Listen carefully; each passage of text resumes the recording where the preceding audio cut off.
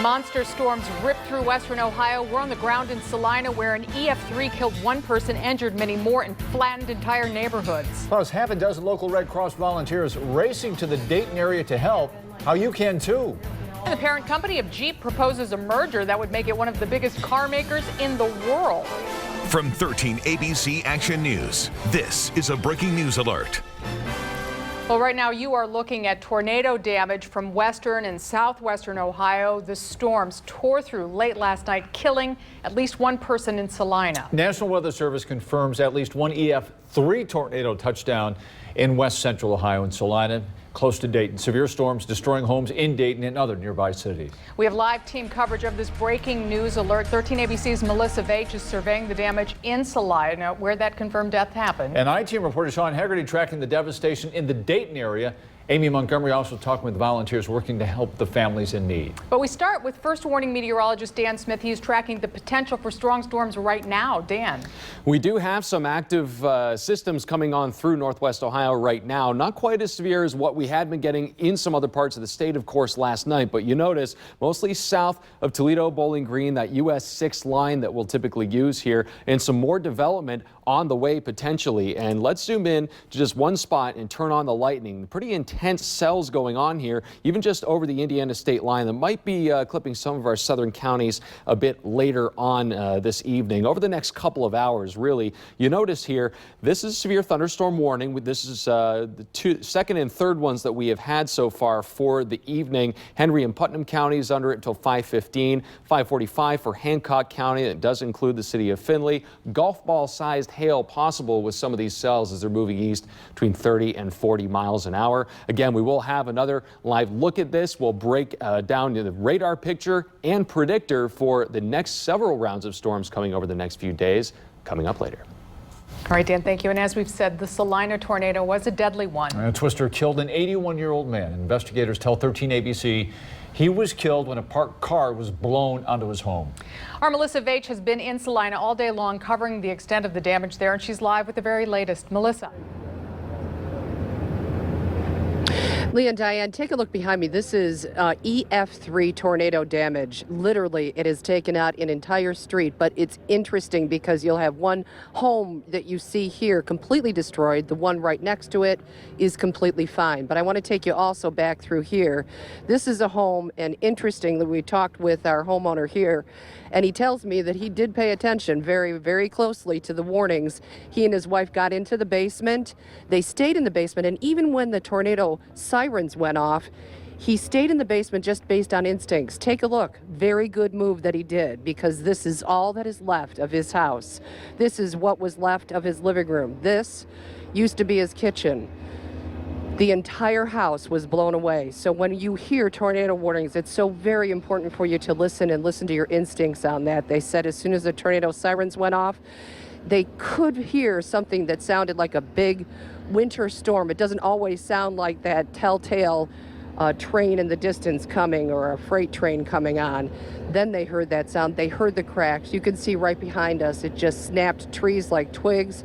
People in this neighborhood, up to 40 houses have been completely destroyed, and then hundreds of houses have suffered from damage here.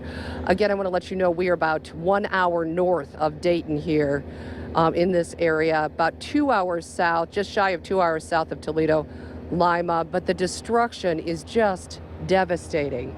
To the person, the people that we talked with say that they are so grateful. This is everything that can be replaced. They are grateful that they weren't hurt, that they listened to the warnings. We'll have more continuing coverage coming up at 5:30 and also at 6. Reporting live in Celina, Melissa Veitch, 13 ABC Action News. Back to you.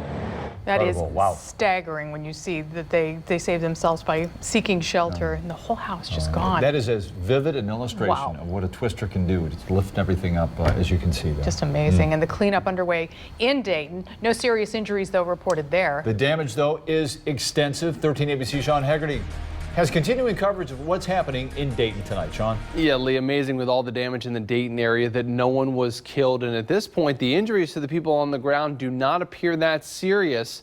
Just give you a look at some of that destruction coming in today, left behind by those storms late into last night and early this morning. Several homes, buildings, structures, businesses all destroyed. It's believed 2 EF3 tornadoes came through this area, one in Beaver Creek and one in Trotwood, leaving about 50,000 people without power right now, according to Dayton Power and Light. Now crews from places like Virginia, Tennessee have come to help to restore the power. States of emergency have been declared in 3 Ohio counties, Greene, Mercer, and Montgomery counties, meaning more resources will be available to those local first responders and to the people who experience an unnerving night. Within 5-10 seconds, it goes from dead quiet to a jet engine taking off. I run in, just dive on the ground. My head lands on a vent, and I'm laying there shaking. And with all those descriptions, all the more surprising that no one was killed amid all of these storms. Bottled water is now being distributed to lots of neighborhoods that are under a boil advisory in Dayton. We're going to take a closer look at that issue and how water treatment crews here in Toledo are making sure that will not happen here during another storm that we may experience. That's tonight at 6 o'clock. Lee and Diane. Sean, thank you. And volunteers from Northwest Ohio are already on the ground in some of those hardest hit areas. And let's check in with 13 ABC's Amy Montgomery. She's live now as we continue our coverage. And how is the Red Cross responding, Amy? Diane Lee, right now, 6 people from right here in our region are on the ground in Celina helping with some of those relief efforts. Now, the executive director here at the American Red Cross says that they were watching the forecast last night very closely. They had teams on standby, so when that call came in, they could get out the door. They've been through a terrible thing. On his way out the door, Red Cross volunteer Dwayne Niemeyer prepares himself for what he's about to face. Well, it looks like it's pretty bad. A lot of damage. I don't know. I've never been at a tornado assessment before, but it looks like it's bad on TV and stuff, so I'm not really sure. His destination, Celina. His assignment, disaster assessment after an EF4 tornado ripped up neighborhoods, knocked out power, and claimed 1 life. We're going to be looking and noting where the damage is, how much damage, and noting the addresses and things like that. Niemeyer is part of a local team recently deployed, and more volunteers could be on the way. Things like this tend to evolve over the next 24 to 48 hours where, we might be bringing in more supplies, we might be bringing in more people. We're just kind of waiting at this point. Hepner Zawadny says given the timing of the tornado, it's amazing that more people weren't hurt or worse. And as a community that went through a similar scenario 9 years ago, she says it serves as a reminder to always be ready, from having a safety plan to using weather and hand radios to stay informed. You can turn on and get local weather reports. It's got a flashlight on the side. In case you need a flashlight, you can charge your phone on this. As for those in the storm's path, dedicated Red Cross volunteers are working around the clock to make the recovery effort just a little bit easier. You see those people, you see what they're going through, and you want to help them as much as you can because they've lost, in some cases, everything. Now, at this point, it's not clear when those volunteers that are down there could be coming back or when the Red Cross will be sending more again to help with those relief efforts. If you want to help, the Red Cross says the best way to do that right now is to donate money. You can do that by going to their website. Lee?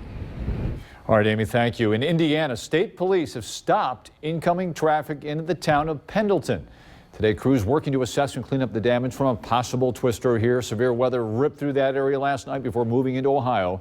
Red Cross has set up a local high school to provide help to residents there. No fatalities reported. Most residents, though, are still without power tonight. Many can't get back to their homes.